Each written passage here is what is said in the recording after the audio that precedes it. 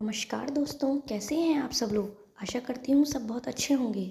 दोस्तों, पूजा वार्ष्णेय हिंदी कहानियों में आपका स्वागत है। आज की कहानी का शीर्षक है पति की मृत्यु के बाद पत्नी को सजने का अधिकार क्यों नहीं है।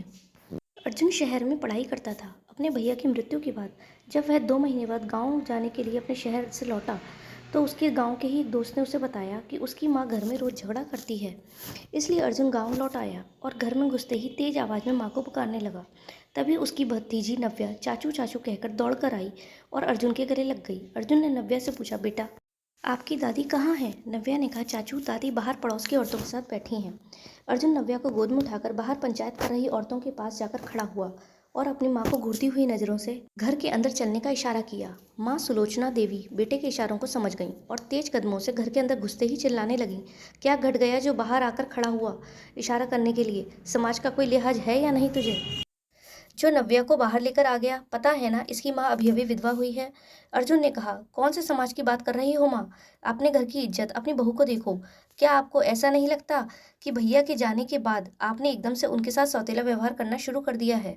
रेणु भाभी वही करण भैया की पत्नी है जो आपके हर सुख दुख में हमेशा आपके साथ खड़ी रही। पापा के इलाज में जब काफी पैसे खर्च हो गए थे और हम पैसे नहीं जुटा पा रहे थे तो इन्हीं भाभी ने अपने मायके से पैसे लाकर हमारी मुश्किल घड़ी में हमारी सहायता की थी। जब बाइक से मेरा एक्सीडेंट हुआ और अस्पताल में भर्ती कराते समय खून की जरूरत थी तब उन्होंने बिना अपनी सेहत की परवाह किए मुझे खून दिया। आपकी बेटी रुचि अगर अपने ससुराल में आज इतनी खुश है ना तो उसकी वजह भी सिर्फ रेणु भाभी है। चुपचाप से सुलोचना जी सब सुनते हुए अंदर से कुढ़ रही थी।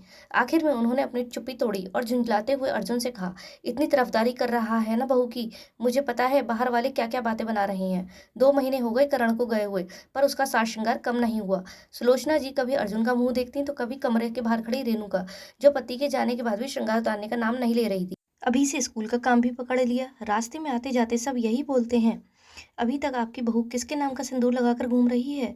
उसके बाद सुलोचना जी ने अलमारी खोलकर ढेर सारी लड़कियों के फोटो अर्जुन के हाथ में पकड़ाते हुए कहा, छोड़ ये सारी बातें और ये फोटो देख जो तेरे लिए आई हैं। जो भी पसंद हो बता दे। अर्जुन ने फोटो को फर्श पर फेंकते हुए कहा, नहीं देखना मुझे फोटो, नहीं मुझे इनमें से किसी से शादी करनी है। पहले जिसका घर उजड़ा है उसका तो बसाना नहीं चाह रहे आप।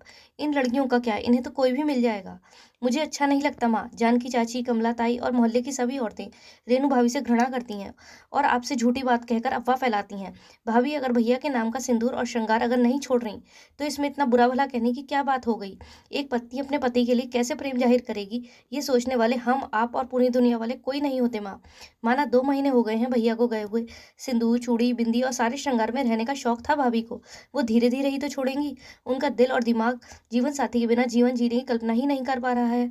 स्कूल नहीं जाना शुरू करेंगी तो क्या करेंगी, घर के लोगों के ताने सुनकर घुटती रहें। याद है ना कमला ताई जो कल तक भाभी से हर समय मदद लेती थी। उन्होंने अपने पोते पोतियों को कंप्यूटर सिखवाने के लिए भेजा था। उन्होंने कैसे शादी में मनहूस कहकर उन्हें हटा दिया। सुलोचना जी ने अर्जुन से कहा, तू अभी बच्चा है, नहीं समझेगा। विधवा के लिए समाज में अलग नियम कायदे हैं, बस करो माँ। अर्जुन इस बार पूरी तरह बिफर चुका था।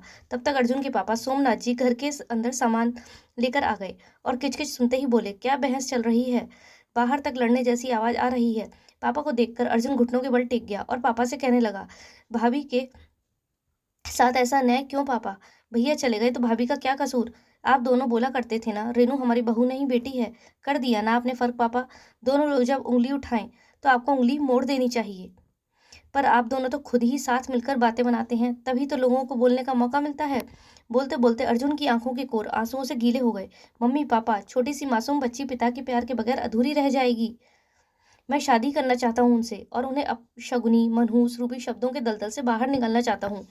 तेज सिसकियों की आवाज सुनकर सबका ध्यान टूटा तो पाया रेनू बिना श्रृंगार सिंदूर के चुपचाप, चेहरे पर शालीनता और पहले सी सभ्य चुपचाप अपनी बेटी नव्या के साथ खड़ी थी। उसका ये सादा और वैधव्य रूप देखकर सुलोचना जी और सोमनाथ जी अवाक रह गए। उनके मुंह से आवाज तक नहीं निकली और आंखें जोर से भींच ली। सुलोचना जी रेनू को गले लगाकर फूट फूट कर रोने लगी और रेनू भी उनके गले मिलकर एक सुखद सुकून सा आंचल महसूस कर रही थी। उसने भी जी भरकर आंसुओं को बह जाने दिया और खुद को हल्का कर लिया। सोमनाथ जी अपने आंसुओं को छिपाते हुए चेहरे पर हल्की मुस्कान दिए अपने साहस का परिचय दे रहे थे। आंखों के कोर को साफ करते हुए उन्होंने अर्जुन और रेनू का हाथ एक दूसरे के हाथ में सौंप दिया और कहा, शादी की तैयारी करिए सुलोचना जी। फिर से इस बेटी की शादी करके हम इसकी जिंदगी को खूबसूरत रंग वापस लौटाना चाहते हैं, जो हमें खुश रखते रखते खुद मुस्कुराना भूल गई थी। सुलोचना जी और सोमनाथ जी ने अर्जुन से कहा, धन्य हो गए तुम्हारे जैसा बेटा पाकर। अपनी अच्छी सोच के रूप में तुमने इस घर को, इस बच्ची को नया जीवन दिया है। इस प्यारी बिटिया का बचपन खूबसूरत बनाने के लिए दिल से शुक्रिया। फूलों की सजावट, ढोल नगाड़ों की आवाज वातावरण को खुशनुमा बना रहे थे।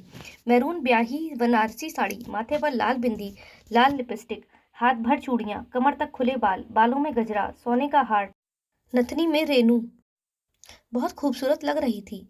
आईने में खुद को देखकर निहाल हो रही थी। आईने में देखते ही उसे करण की बात याद आ गई। इस महरून साड़ी में तुम बहुत सुंदर लगती हो। अब इस दुनिया से अगर मैं चला भी गया ना, तो जब भी ये साड़ी पहनोगी तुम्हें देखकर ऊपर से मुस्कुराऊंगा। ये बातें सोचकर झट से रेनू की आंखों में आंसू आ गए। अब आप हमारे पापा हो ना, हमें घुमाने तो ले जाओगे ना पापा? अर्जुन से चिपकते हुए नव्या की आवाज सुनकर रेनू ने आंसुओं को पोंछा और उसके चेहरे पर भावी जीवन के दृश्य की कल्पना से मुस्कान तैर गई। पति करण की तस्वीर को प्रणाम करके रेनू ने अपनी बिटिया नव्या को गोद में लिया और अपनी बेरंग जिंदगी में खुशियों के रंग भरने चली। तो मित्रों, रेनू के परिवार ने और उसके देवर ने उसके साथ क्या सही किया? अगर सही किया तो प्लीज़ आप कमेंट में बताइएगा। और अगर आपको यह वीडियो अच्छी लगी हो तो इस वीडियो को लाइक, सब्सक्राइब और शेयर जरूर करें और बेल आइकन भी जरूर दबाएं। धन्यवाद।